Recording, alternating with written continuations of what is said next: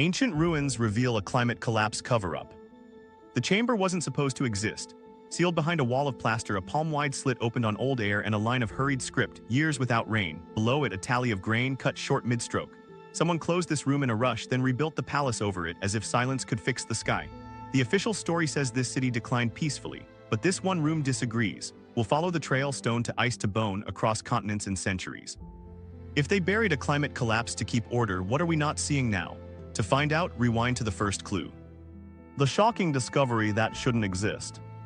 It started as a routine survey under the governor's quarter. The elite suite sat on raised terraces, mosaic floors, painted friezes, everything you'd expect from a city at its height. But beneath the marble, the soil told a different story. A thin, powdery band of pale dust appeared between two occupation floors, rich with salt crystals and withered seeds. The sediment crew called it a drought marker, wind-blown fines settling in courtyards that should have been damp with wash water and kitchen waste. Then the pits widened and the surprise turned into a pattern. Under the reception hall, workers struck a vaulted cavity. Inside, stacked jars, their clay shoulders pressed tight, each sealed with bitumen and stamped with the same emblem, an ear of barley enclosed by a temple gate. Emergency granaries. Not in the city's storage quarter, not by the market, but under the rooms where decisions were made. Mixed into the fill were ration tokens, small clay discs incised with days and measures, and a scatter of spindle whorls bearing fresh breaks, like they'd been swept in, buried, forgotten. The walls above had been altered too. Masonry showed two distinct phases, original ashlar fitted with pride, then a retrofit of rougher stone cinched against it, arrow slits where there had been windows, a new curtain wall biting into gardens, fortifications added fast. The lead architect's mark stopped mid-sequence, a second hand took over with fewer notes, more shortcuts. It was a city tightening its belt, and it was doing it in a hurry. Dating tightened the noose. In charred beams from a collapsed stairwell, dendrochronologists found 3 years of narrow rings before the fire, tight growth that matched regional tree ring chronologies for a severe rainfall shortfall.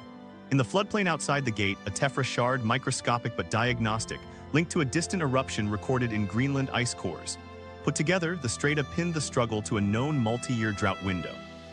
The timeline compressed, a decade of stress, a cluster of failures, a scramble to hold the center. People left their marks in their bodies. In a trench at the edge of the Noble Garden, archaeologists uncovered a line of hurried burials, no grave goods, shallow pits. The teeth told the story first. Enamel hypoplasia, ridges from childhood malnutrition, common but dense in one generation. Long bones carried Harris lines, the signatures of adolescent stress. A fraction of remains showed cribra orbitalia, porous lesions linked to anemia. In 2 graves, women in their 30s had pelvic scarring consistent with repeated childbirth under malnourished conditions. Famine isn't a single moment. It's a wave that leaves rings in bone. There were tokens and there were hands. Sifting the fill, a student brushed clean a small tablet, crude compared to the city's usual neat records. It wasn't an account of tribute or a hymn to the patron god. It was a list, names on one side, tallies on the other. Beside several were short marks, 3 horizontal cuts repeated. Later, a scribe in the lab suggested a meaning, reduced ration status. When grain runs short, someone decides who gets less. Why does this matter? Because the official narrative, carved on standing stones in the plaza, celebrated a managed transition. It praised peace, prosperity, and orderly succession. It spoke of the city turning toward wisdom and opening new fields. No mention of dust, no mention of locks on grain or narrow rings in cedar beams. When chroniclers centuries later summarized the city's fall, they wrote about trade shifting, markets cooling, people drifting outward in search of better prospects. Slow, gentle, inevitable. That story cracks when you stand in a vaulted cavity full of emergency grain. And then there were the walls. One corridor, once lined with frescoes, had been plastered and replastered, 3 coats in one season, the lime barely cured between. Under the final coat, faint incisions showed through under raking light.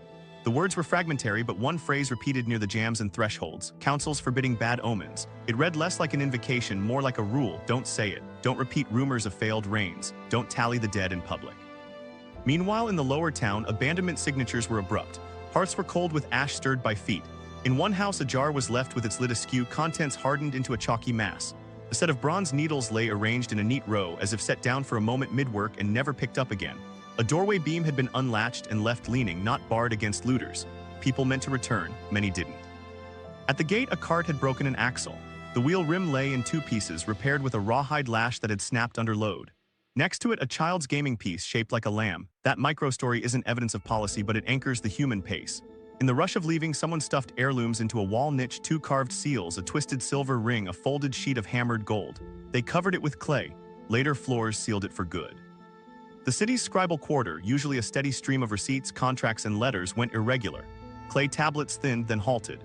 The last set were formulaic hymns copied in the same hand, then a final batch of administrative notes that all used the same few verbs: deliver, restrict, appease.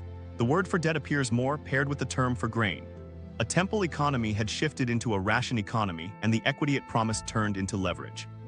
We sent samples to labs across the map. The pollen caught in the courtyard dust showed fewer wet-adapted species, more drought-tolerant shrubs. Charcoal fragments had the cellular structure of lowland bushes, not the upland timber the city prized. Fuel had shifted to scrub.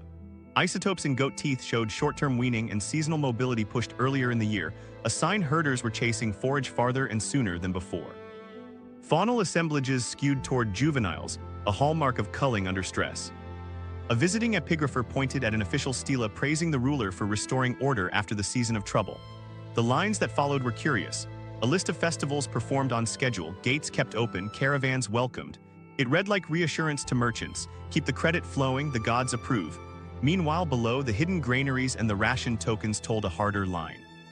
What nobody knew at the time, because the story was curated, was how tight the window was.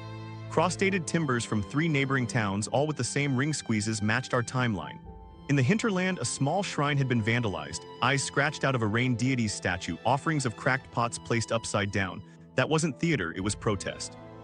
This was the moment everything changed for our interpretation. A plastered-over doorway gave way to that sealed chamber. On its inner face, a scribe's hand had scratched lines in wet lime, then someone closed the room and rebuilt walls across it. The words were plain, not myth, not hymn, just record. Later, we'll translate the whole thing. For now, it opened a loop we couldn't close on sight. Who decided to hide drought in a city that prided itself on order? To understand that silence, we need to step back. The wider world was unraveling within the same lifetime. Trade routes that fed the city with tin and timber frayed. Prices spiked on tablets hundreds of miles away. Letters from kings shifted from swagger to pleading. Our city wasn't an exception, it was a node in a struggling web. While we brushed off one-line counsels forbidding bad omens, messengers elsewhere were carrying similar instructions. Keep the markets calm, keep the temples singing. Don't say the sky has failed. The discovery shouldn't exist because it contradicts the story carved in stone. But it does in fired clay, in salt-crusted dust, in children's bones. It says the decline wasn't peaceful. It was negotiated under pressure, enforced by ration, hidden in rooms no one was meant to open. And that's where we leave the trench for now, with questions sealed inside a wall and a promise scratched on plaster, years without rain waiting for air. The world that fell in a single lifetime. 3 days' journey from our sealed room, a merchant set out with tin ingots wrapped in woven reed, as his father had done and his father before him. The road was known, the caravan masters familiar, the tablet stamped with seals that opened gates from Anatolia to the Nile. That year, the first gatekeeper demanded extra silver. 2 way stations had closed, their wells brackish. He pressed on anyway. By the time he reached the coast, the ship he counted on had burned with its pier. His profits turned to debt, and debt turned to silence. While that was happening along the shoreline, inland farmers stared at skies that wouldn't break. The speleothems in their hills, dripstone calendars that hold secrets in oxygen isotopes, recorded a swing toward dryness that lasted not a season but years. Caves in the Levant, Anatolia, and the Aegean all told the same story. Rainfall collapsed in sync. Lake Varv, stacked like pages, showed thicker summer dust, thinner winter silt. Pollen from marsh cores shifted from olive, oak, and vine to steppe shrubs that take root when fields fail. The map of power looked stable on tablets, but the countryside said otherwise. Granaries emptied, and when the wheat didn't come, goats filled the ledger. Herd composition flipped, more kids slaughtered early, fewer adults kept for milk and wool. It's a choice you make when forage vanishes. You eat tomorrow's herd to get through today. Bones from household pits show cut marks on younger joints, a tidy graph of scarcity etched in marrow and knife. This was the late Bronze Age, when palaces orchestrated everything from copper mines to cedar forests. But that orchestration depended on rain in places far from thrones. 1 bad year hurts, 3 in a row breaks credit. Gatehouses started to see more armed men traveling without cargo and fewer letters announcing festivals. Fortifications that had been ceremonial turned practical. The smell of smoke hung longer after raids. Scribal formulas pivoted from boasting to petitions. Send barley, send men, send ships. Get this, sea lanes the palaces bragged about became liabilities. Port cities that relied on imported grain saw markets panic when winds failed and militia mustered to protect warehouses. Traders, suddenly unwelcome, took inland paths and ran into communities already straining to feed themselves. Skirmishes flared along roads once policed by royal decree. When you weaken the web, each knot starts tugging for itself. What nobody wrote in stone was how fast the skills faded. In palace workshops, bronze casters turned out ritual blades while tin prices spiked. A ship's worth of tin delayed a month was a prayer, delayed a year was a crisis. Without tin, bronze turns brittle. Crews began hammering more copper into tools and swapping out designs that demanded sharp edges for simpler forms. You can see it in layers. The elegant flows of elite cups give way to heavy, undecorated bowls. Meanwhile, up in Anatolia, tree rings narrowed like throats. Juniper beams preserved in city gates recorded consecutive seasons where the cambium barely grew. Dendrochronologists reading those rings today can point to the very summers when fields failed. Across the water in Cyprus, mining settlements shrank, slag piles dwindled, and smelting hearths cooled. No ore, no ingots. No ingots, no blades for harvest or spear. This was the moment everything changed for the scribes themselves. Literacy didn't vanish everywhere, but it stuttered. Archives stopped mid-series. Tablets in outlying towns tried to keep the format, date lines, witnesses, payments, but the script got sloppy, the clay coarser. When rulers bragged, their lists of conquered towns included places already empty.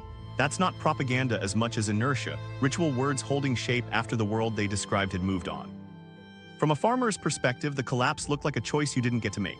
You cut stones for terraces your grandparents built. You stored seed in jars your mother patched with ash and lime. You waited for clouds that rolled dark and passed dry. On the fourth year, your eldest took the family goat herd past the old boundary and the neighbors didn't wave. They watched, hands on staves. When a cousin brought word of wages at the fortress, you sent a son and prayed he'd send barley back. War followed hunger, but not as cause and effect in a clean line. Migration began as a trickle, herders wintering farther down valley, fishermen pulling beach sends in bays they didn't claim.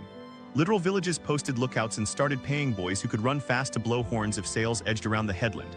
Merchant hulls learned to hug the coast at night and cross open water at dawn, a cat-and-mouse game that raised costs and frayed nerves. In the court letters that survive, kings blamed enemies with names that sounded like waves, people from the sea, but the proxies say the first enemy was the sky. When rain failed, harvests failed, and when harvests failed, tax receipts failed. States that skimmed a share of everything suddenly had nothing to skim. They squeezed anyway, debt peonage widened, free farmers slipped into temple labor. Inscriptions praised leaders who restored order by remitting debts or freeing bonded men, which hints at how deep the bind had become. Now remember, this is a single lifetime. An old mason could say, I set the cornerstone of the council hall when the olive grove still bloomed, and I watched my grandson lay a lower, rougher wall when the grove died back. He saw idols paraded for rain, and he saw the procession falter when a fight broke at the market over a sack of barley. He taught his apprentice the old measures and the new shortcuts. To understand the speed, look at river mouths. Sediment that should have been trapped in terraces flushed to deltas when terraces were abandoned. Cores pulled from those deltas show a spike in coarser grains, a signature of erosion after fields went fallow. That's the physical trace of social fracture. Labor left, walls tumbled, and the first storm carried half a hillside downstream. Repair crews didn't come back in time because they were guarding gates or standing in ration lines. The counterpoint matters. Not every city burned, not every script went silent. Some communities shifted crops, dug new cisterns, moved uphill or down valley, married into neighbors instead of fighting them. The Maya centuries later would do that too. Reservoirs hacked deeper, causeways quiet, steely stopping while people kept living. Resilience isn't a headline, but it fills the years between disasters. Still, the Bronze Age palaces that defined the era didn't bend enough. While that was happening in palace lands, workshops that made everyday things leaned into substitution.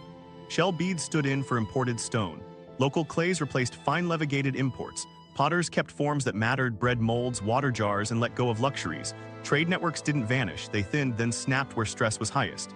When a link broke, the places at the ends faced each other with empty hands. What nobody knew at the time was just how interconnected the failures were. A volcano could shift monsoons half a world away.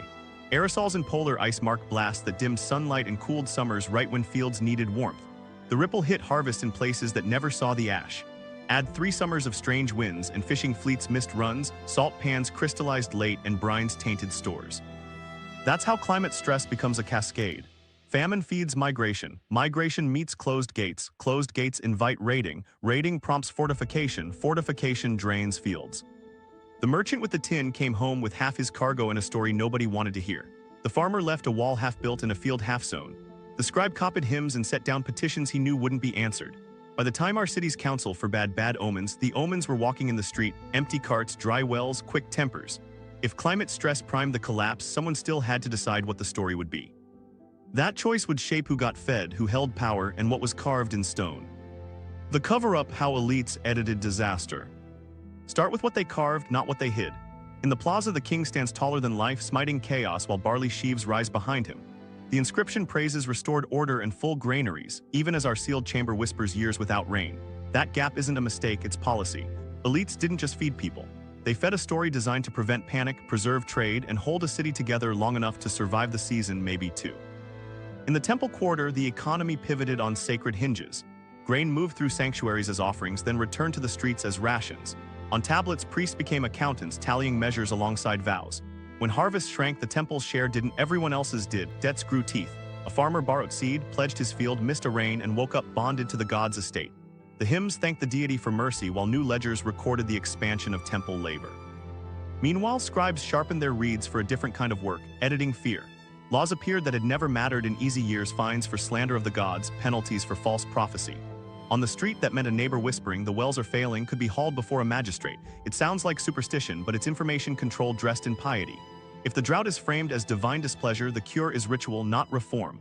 Processions replace distribution plans. You can't blame a council for clouds that won't break. The inscriptions are careful with verbs. Kings don't admit shortage, they reallocate. They don't close gates, they guard the roads. They don't delay payments, they harmonize accounts. Euphemism turns policy into virtue. A decree announces that festivals will proceed without interruption, implying abundance. The same week, ration tokens double in circulation and potters stamp smaller measures into molds. The story says continuity, the kitchen says thin bread. Get this, myth did heavy lifting. Priests staged dramas where the storm god withdrew, then returned after proper offerings. That narrative is tidy. Misbehavior caused drought, obedience brings rain. It absolves leadership of material responsibility and puts the solution in the hands of ritual specialists. Meanwhile, engineers who might have argued for new canals or emergency wells spoke softly. Their inscriptions are marginal, graffiti notes about silt in channels, pipes cracked by subsidence. The chorus of hymns drowned those voices out. There was a political calculus behind every chiseled line. Panic is expensive. Merchants extend less credit when they smell risk.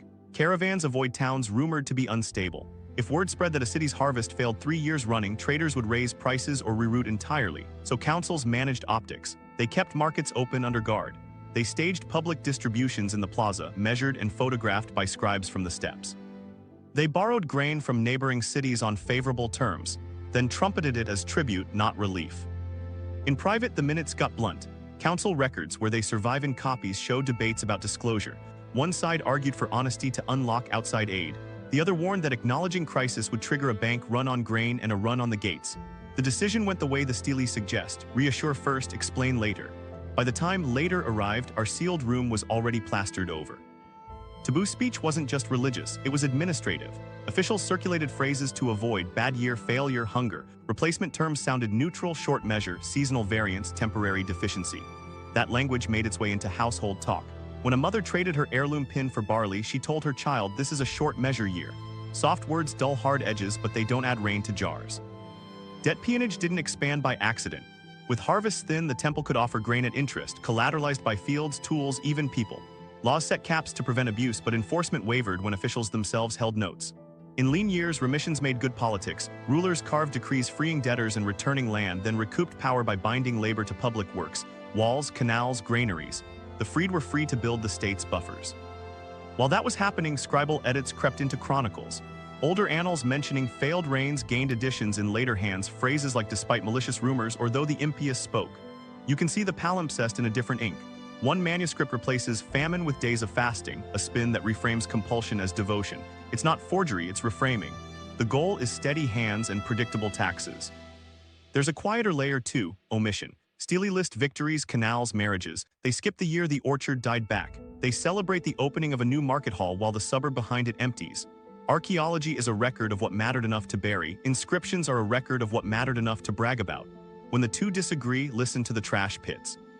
Some myths were updated on the fly.